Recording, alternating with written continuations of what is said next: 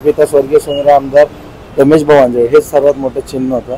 त्यावेळेस मी प्रण असा केला होता की जोपर्यंत मी माझ्या मतदारसंघाच्या कानाकोपऱ्यात पोहोचून माझ्या माणसांची घारणी ऐकून घेतो तोपर्यंत मी घराचा उंबरठा चढणार नाही। आम्ही छत्रपतींच्या मावळ्यावर मोहीम स्वीकारली तर त्याला चांगल्याच पद्धतीने आम्ही पार पाडू। साल होतं 2009, महाराष्ट्र विधानसभेची निवडणूक झाली।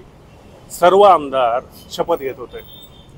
समाजवादी पक्षाचे आमदार अबू आझमी हे हिंदीमध्ये शपथ घेऊ लागले आणि पुण्यातून मनसेचे आमदार असणारे ज्यांना सोनेरी आमदार म्हणून ओळखलं जायचं ते रमेश वांजळे तडक उठले आणि अबू आझमीचा माईक खेचला आणि तिथूनच संपूर्ण महाराष्ट्रामध्ये सोनेरी आमदार म्हणून रमेश वांजळे यांना ओळखलं जाऊ लागलं।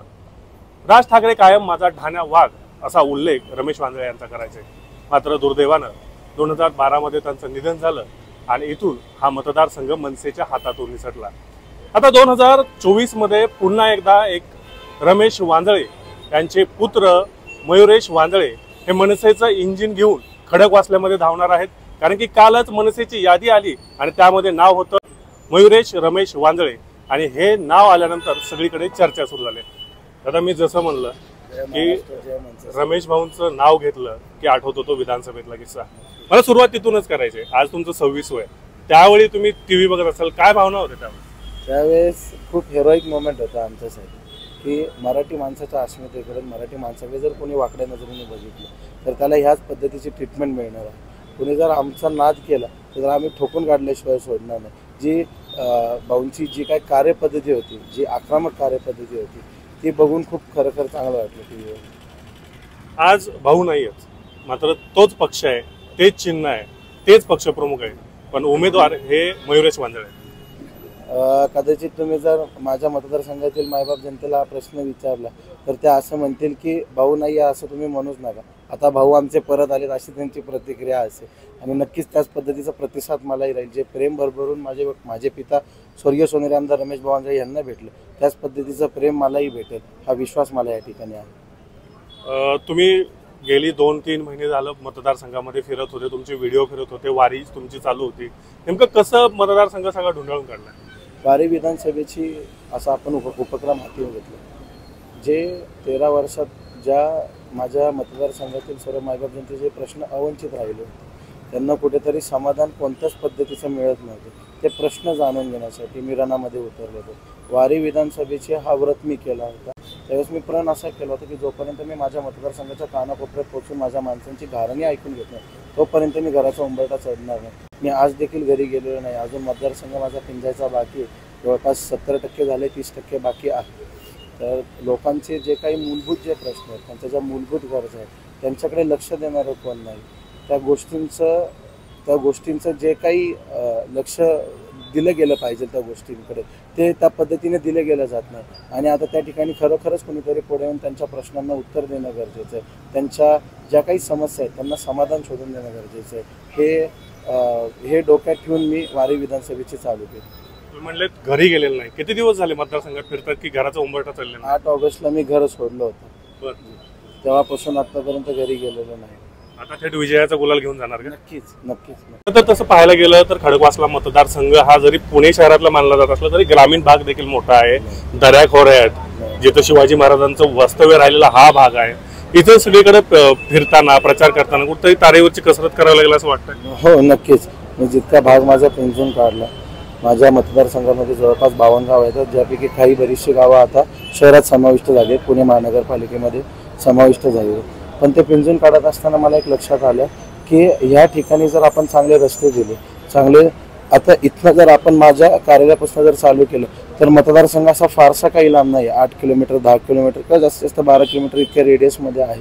पण तिथपर्यंत पोचायला जी कसरत होते ती फक्त ही जी सुव्यवस्थापन आहे रस्त्यांची म्हणा इतर गोष्टींची म्हणा ती नसल्याने वाहतूक कोंडी खूप जास्त प्रमाणात आहे। शहरातून गावाकडे जात असताना एकाच गोष्टीची शोकांतिका पाहायला मिळते की इतक्या सगळ्या योजना असताना, इतक्या सर्व गोष्टी असताना अजून तिथं मूलभूत गरजा लोकांच्या पूर्ण झालेल्या नाही। मूलभूत गरजा पूर्ण झालेल्या नाही म्हणता तुम्ही। आता तुम्ही स्वतः मैदानात उतरलेला आहेत, तुम्ही ज्यावेळेस प्रचार करत होता तिथं कुठलाही झेंडा नव्हता, दांडा नव्हता असं म्हणलं जातं, नाच कुठलं चिन्ह होतं, थेट मनसेचं चिन्ह कसं आला? गुप्त बैठका काही चालू होत्या का राजसाहेबांसोबत? नाही, माझ्यासाठी माझे पिता स्वर्गीय सोनेरी आमदार रमेश भाऊ वांजळे हे सर्वात मोठं चिन्ह होतं आणि त्यांचा सुपुत्र म्हणून जो मला प्रतिसाद मिळत होता माझी जी सर्व जीवाभावाची माणसं आहेत, आमचा स्वर्गीय सोनेरी आमदार रमेश भाऊंचे मित्रपरिवार असेल, त्यांनी माझी पाठ धरली, त्यांनी माझं पाठबळ वाढवलं, त्यांनी माझे हात बळकट केले आणि या कार्याला मी चांगल्या पद्धतीने पार पाडू शकलो. गुप्त बैठका अशा कोणत्या प्रकारच्या झाल्या नव्हत्या. आपण उमेदवार आहोत, आपल्याला कुठून तरी संधी भेटायला पाहिजे. या अनुषंगाने मी राजसाहेबांना भेटलो. राजसाहेबांनी मला त्यावेळी जाब विचारला. मला प्रत्येक गोष्ट त्यांना जाणून घ्यायची होती की मी जर आज मनसेचं भविष्य आहे तर मी पुढच्या 25 वर्षामध्ये खडकवासला विधानसभा मतदारसंघाला आणि महाराष्ट्राला कुठे पोचवायचं बघतो. महाराष्ट्र नवनिर्माण घडवूया जेव्हा आपण म्हणतो, तर तो नवनिर्माण आपण कशा पद्धतीने घडवणार आहोत, काय रोडमॅप आहे, कशा पद्धतीचं ब्लूप्रिंट आहे, या सगळ्यांची त्यांनी माझ्याकडनं जाब विचारून माहिती घेतली आणि कदाचित त्यांना माझे दिलेलं प्रत्येक उत्तर आवडलं असेल म्हणून आज मी या पदाचा दावेदार झालो, आज उमेदवार झालो. एक उच्च शिक्षित बीटेक झालेला मुलगा, वय अवघं 26 वर्ष म्हणावं लागेल, राजकारणातली दलदल सहन होईल? कदाचित तुम्ही जर एक बघितलं तर माझ्याकडे जो राजकीय वारसा आहे तो फार मोठा. माझे चुलते झाले शुक्राचार्य वांजे, हे माझे जिल्हा परिषद उपाध्यक्ष राहिले. माझ्या माता हर्षदाताई वांजे हे जिल्हा परिषद सदस्य राहिले. भगिनी सायलीताई रमेश भाऊ आंजळे शिंदे या महानगरपालिकेच्या सदस्य राहिलेल्या.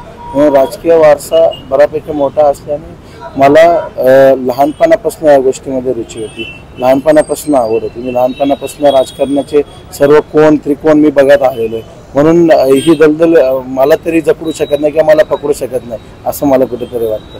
तुम्ही सायलीताईंचा उल्लेख केला. सायलीताई राष्ट्रवादीमध्ये आहेत, तुम्ही मनसेचे उमेदवार आहेत. घरामध्ये आता प्रचार एकत्र करणार की वेगवेगळा होणार, काय? त्यावेळेस पण अशीच परिस्थिती होती. माझ्या माता ह्या काँग्रेसच्या होत्या त्यावेळेस आणि वडील मनसेतनं उमेदवार होते. पण त्यावेळेस देखील what ever happens family comes first या धोरणाने आपण सगळे जगतो. तर मला नक्कीच विश्वास आहे की माझ्या माता भगिनी सर्व या प्रचारात माझ्यासोबत असतात. फक्त रमेश भाऊंचं नावच नाही, त्यांची जबाबदारी देखील आता तुमच्या डोक्यावर येणार आहे. मतदारसंघाची जसं म्हणलं की लोकांच्या अपेक्षा आहेत, काय विजन असणार आहे पुढचं? जसं मी तुम्हाला सांगितलं, मी वारी विधानसभेची केली. तो माझा तप होता, तो माझा श्रम होता. गावोगावी जाणं, तिथल्याच मंदिरात राहणं, तिथल्याच हौदावर आंघोळ करणं, तिथलेच गावातील नागरिक जे काय खायला देतील ते खाणं. तर माझं जे विजन आहे हे खूप ब्रॉड आहे. माझा जो माइंडसेट आहे तो माझ्या मतदारसंघाच्या विकासासाठी खूप ब्रॉड आहे.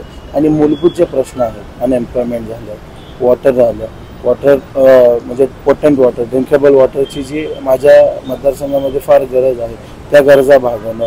विजेच्या बाबतीत फार मोठे मोठे प्रश्न आहेत की बऱ्याच लोकांना 3 फेज कनेक्शनचं बिल दिलं जातं. म्हणजे माणूस जर पगार असेल त्याला 20,000 तर त्याला 7,000 जर लाईट बिलच भरायला लागलं तर तो उदरनिर्वाहन कसं करणार, ही खूप मोठी समस्या आहे. वारंवार लाईटची कपात होणे, रस्त्यांचं सुशोभीकरण नसणे, रस्त्याची सुव्यवस्थापना नसणे, रस्त्यांची जी कोंडी आहे ती फार मोठ्या प्रमाणात असणे, अशा बऱ्याचशा मूलभूत ज्या लोकांचे मोठे मोठे प्रश्न आहेत त्याच्यावरती काम करायचं मी ठरवलेलं आहे आणि त्या पद्धतीने मी पुढे जाणार आहे.